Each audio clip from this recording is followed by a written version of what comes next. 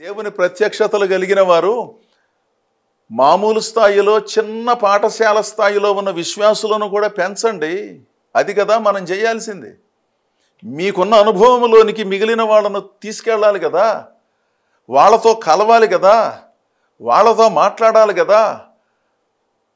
మనలను మనం ప్రత్యేకపరుచుకుని మేము ఎవరి సమావేశాలకి వెళ్ళమండి, ఎవరి సంఘాలకి వెళ్ళమండి, బయట వాళ్ళని ఎవరిని మేము పిలవండి అని ఒక గీత గీసుకుని దాంట్లోనే కూర్చొని మేము గొప్పవాళ్ళమని అనుకుందామా?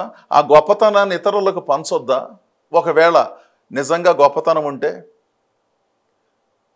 ప్రజలందరూ, భక్తులందరూ, సంఘములన్నీ ఐకమత్యంగా ఉండి దేవుని సేవలను జరిగించుకోవాలనే సామాన్యమైన సంగతికి విరుద్ధంగా ఉంటూ మా ప్రత్యక్షతలు వేరు, మా అనుభవాలు వేరు అంటే, అంత గొప్ప ప్రత్యక్షతలు పొందిన వారు వాటిని ప్రజలకు పంచితే వాళ్ళు కూడా నేర్చుకుంటారు కదా. వీటిని మనందరం పరిశీలన చెయ్యాలి.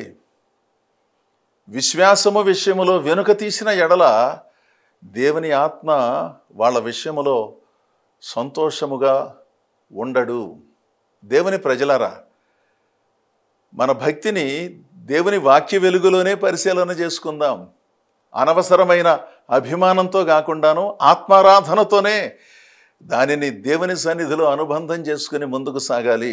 అందుకని మనలో ఉన్న విశ్వాసాన్ని కొనసాగించుకుందాం. విశ్వాసములో నుంచి వెనుక తీసే ప్రసక్తే లేదు. దేవునిలో ముందుకు సాగుదాం.